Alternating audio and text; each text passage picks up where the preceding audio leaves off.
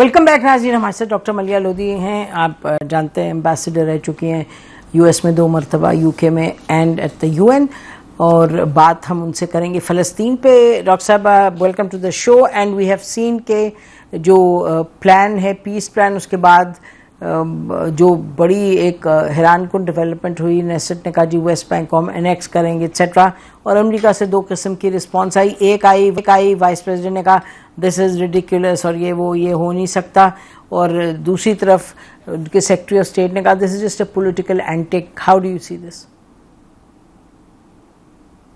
देखिए, इस पे तो बहुत क्लियर है अमेरिका की पोजीशन. उन्होंने रिजेक्ट किया इसको, और इसीलिए वाइस प्रेसिडेंट वैंस ने इतने स्ट्रॉन्ग अल्फाजों में उसको कहा कि ये तो स्टूपिड पॉलिटिकल स्टंट है.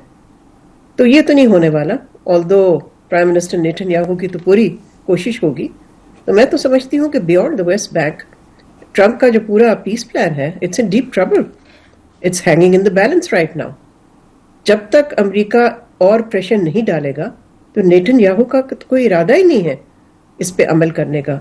और यही खदशा था नसीम जी बिल्कुल, जब ये एग्रीमेंट पे आमादगी हुई इनिशियली, तो यही खदशा था कि एक दफा हॉस्टेजेस जब रिलीज हो जाएंगे तो Netanyahu will revert back to his old tactics and he will not implement the rest of the plan.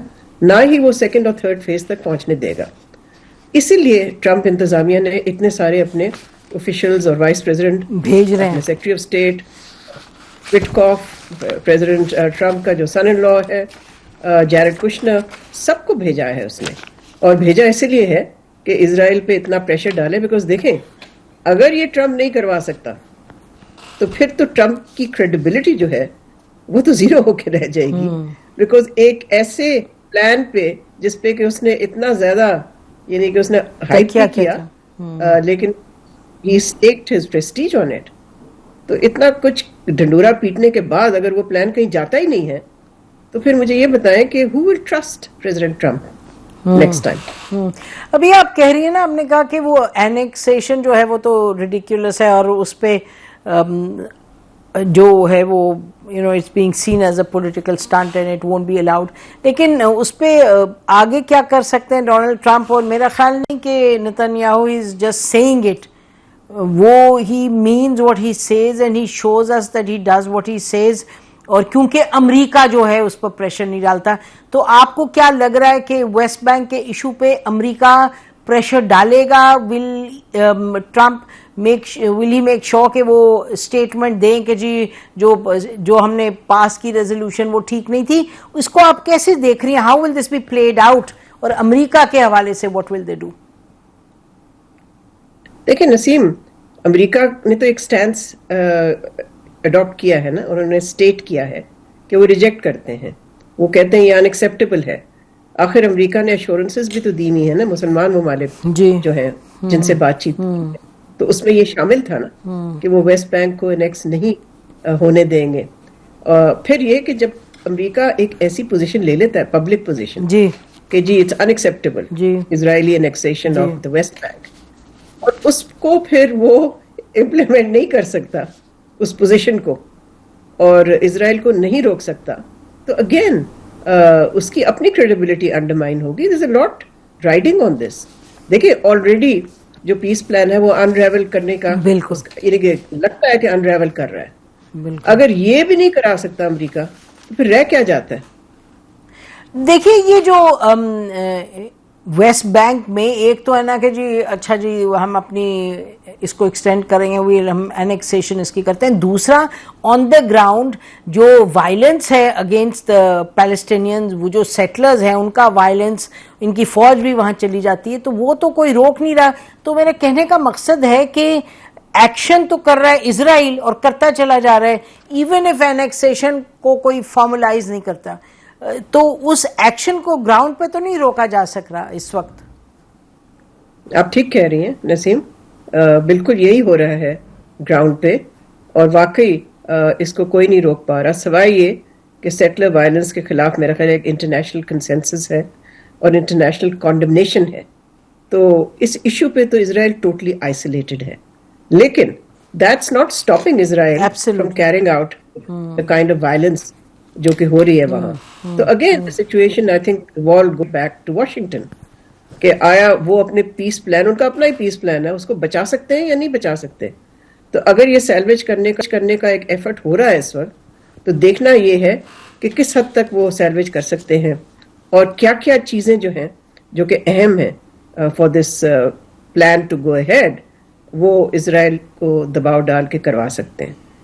تو اگر آپ کوئی دیکھیں کہ بھئی آگے اگلے ہفتے 10 دن میں کچھ یہ پوائنٹرز ہمیں نظر آئیں گے تو پھر وی کین بی کنونس کہ یہ پلان آگے جائے گا، کیونکہ یہ دیکھ لیجئے گا حماس تو ان کیریکٹرسٹکلی وہ اس نے اپنی لگتا ہے تھوڑا دیر کے لیے سائڈ پہ رکھے ملیٹنسی اور وہ ایک انگیجمنٹ موڈ میں آ گئے ہیں. تو انہوں نے کہا جی ٹھیک ہے we will have nothing to do with the administration of Gaza وغیرہ. تو حماس کی طرف سے تو آپ ایک پازیٹیوٹی دیکھ رہی ہیں.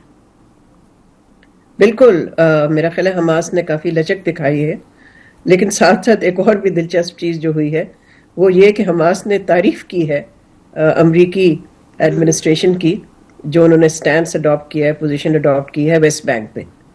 تو ہم یہ بھی دیکھ رہے ہیں کہ حماس کی طرف سے I think there is a show of flexibility. لیکن ساتھ ساتھ یہ بھی یاد رکھیں کہ حماس نے کہا ہے کہ ہم we will not lay down our arms, ہماری کوئی ڈس آرممنٹ نہیں ہو سکتی جب تک کہ اسرائیل وڈرا نہیں کرے گا غازہ سے. تو دیکھیں نا اس پلان میں جو کی حصہ تھا اس پلان کا وہ یہ تھا کہ سیکوینس کیسے کی جائے withdrawal Israeli with the let's say the demilitarization of Gaza. تو یہ تو ساری چیزیں ابھی مذاکرات کے ذریعے فائنلائز ہونی ہے نا، لیکن وہاں تک وہ نیتن یاہو جانے نہیں دے رہا اس پیس پروسیس کو. دیکھیں آپ خود ہی جو ڈائلیما ہے اس کو آپ you are pointing towards it. تو واٹ از یور ایکسپیکٹیشن؟ مطلب اب کیا ہم دیکھیں گے کہ ٹرمپ جو کہ 70 سال سے امریکہ نے نہیں کیا وہ کرے گا، یعنی کہ کوئی بڑی سخت پوزیشن لے گا؟ What is Trump going to do? دیکھیں ٹرمپ کے ڈومیسٹک پریشر بھی ہے اور انٹرنیشنل پریشر بھی ہے. ڈومیسٹک پریشر تو اس کا آپ کو پتہ ہی ہے کہ اگلے سال مڈ ٹرم الیکشنز ہیں وہاں جو کہ بہت اس کے لیے اہم ہوں گے. لیکن ڈومیسٹک اوپینین امریکہ کا کافی ڈیوائڈ ہو گیا اب اسرائیل پہ. ہاں یہ ضرور ہے کہ زیادہ تر تو ظاہر ہے سپورٹ اسرائیل کے لیے ہے، لیکن ساتھ ساتھ ہم نے مختلف اوپینین پولز میں یہ بھی دیکھا ہے کہ کافی large numbers of people polled چاہتے ہیں کہ جنگ بند ہو اور یہ بھی سمجھتے ہیں کہ اسرائیل کی طرف سے زیادتی ہو رہی ہے. تو اس سچویشن میں دیکھیں اس کے پاس لیٹس سے پولیٹیکل سپیس ہے ٹرمپ کے پاس ڈومیسٹکلی. انٹرنیشنلی جیسے میں نے کہا اس کی کریڈیبلٹی از رائڈنگ آن دس. اگر وہ یہ پلان نہیں کرا سکتا، اس نے تو دیکھیں یوکرین پہ بھی کہا تھا، آپ کو یاد ہوگا نسیم، اس نے کہا تھا 24 گھنٹے میں جنگ بند کرا دوں گا، تو وہ تو نہیں کرائی. اور یہاں پر بھی ہمیں دیکھنا ہے، اور اسی لیے میں سمجھتی ہوں جن لوگوں نے بڑھ چڑھ کے اس کو مین آف پیس ڈکلیئر کیا تھا، تھوڑا ان کو انتظار کرنا چاہیے تھا. نہیں پہلے تو دیکھیں تو صحیح کہ پیس کہاں لے کے آیا ہے اور لا بھی سکتا ہے کہ نہیں. یہ تو صحیح بات ہے کہ اٹس بالکل اپ ان دی ایئر. بٹ آپ کی باتوں سے مجھے یہ لگ رہا ہے کہ آپ کو لگ رہا ہے کہ ٹرمپ جو ہیں ان کی جو ایڈمنسٹریشن ہے، جیسے آپ نے یہ بھی کہا کہ حماس تک نے تعریف کر دی، تو surely Trump is doing something which is previously unthinkable, جو کہ امریکن ایڈمنسٹریشن ہے اس سے. کیا درست ہے یہ بات؟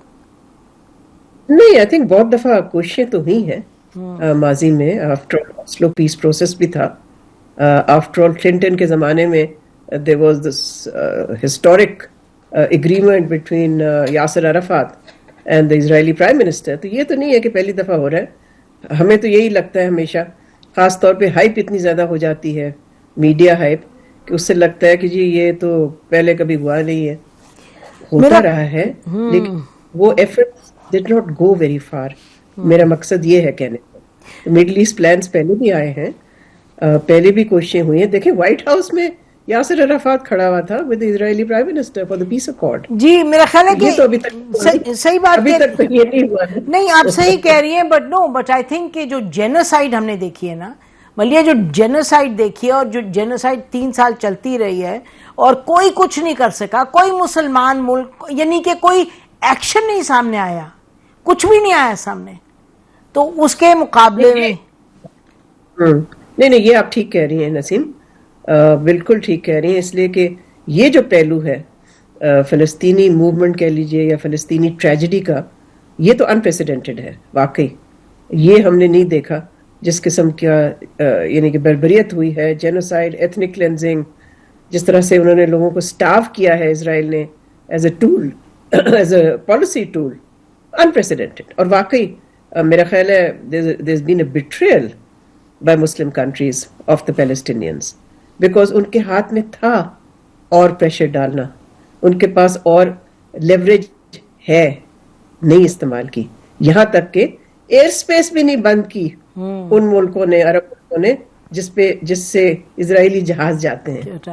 اس کے علاوہ کچھ ملکوں نے جن کے ڈپلومیٹک ریلیشنز ہیں ابراہیم اکارڈز کے نیچے اسرائیل کے ساتھ، انہوں نے وہ سسپینڈ ہی نہیں کیے، کچھ بھی نہیں، بزنس ایز نارمل. بالکل ٹھیک کہہ رہی ہیں. تو یہ آخری پوائنٹ کہ اس وقت جو حالات ہیں، ہم نے دیکھا کہ 2-3 روز پہلے ایک جوائنٹ اسٹیٹمنٹ آئی جب انہوں نے کہا کہ جی ویسٹ بینک کی انیکسیشن، بٹ اس کے ساتھ ساتھ جو اتنا زیادہ یعنی کہ killings are going on, Israeli attacks are continuing, تو اس پر پریشر ڈالنے کی اور ضرورت ہے کہ ٹو اسٹاپ دیٹ. وہ مطلب کہ جو عرب اور OIC کے ممالک ہیں جو انوالو رہے ہیں اس میں، ان کو تو یعنی کہ ہمارا خیال ہے پریشر گروپ بننا چاہیے جو on regular basis it is putting pressure on the White House. اس طرح کچھ دیکھ رہی ہیں آپ؟ بالکل نہیں، بالکل میرا خیال ہے اس کی ضرورت ضرور ہے کہ سسٹینڈ پریشر ہونا چاہیے، نہ صرف ان 8 ملکوں کا جس کو صدر ٹرمپ نے انوائٹ کیا تھا نیو یارک، لیکن پورے جیسے کہ آپ نے بھی ذکر کیا OIC کا. It's a very big bloc of countries. اور پھر یہ کہ جیسے میں نے پہلے بھی عرض کیا کہ بہت سارے ٹولز ہیں ان کے ہاتھ میں، ڈپلومیٹک اینڈ ادروائز کوئرسو انسٹرومنٹس بھی ہیں ان کے پاس، they can mount pressure، لیکن نہیں کیا ابھی تک.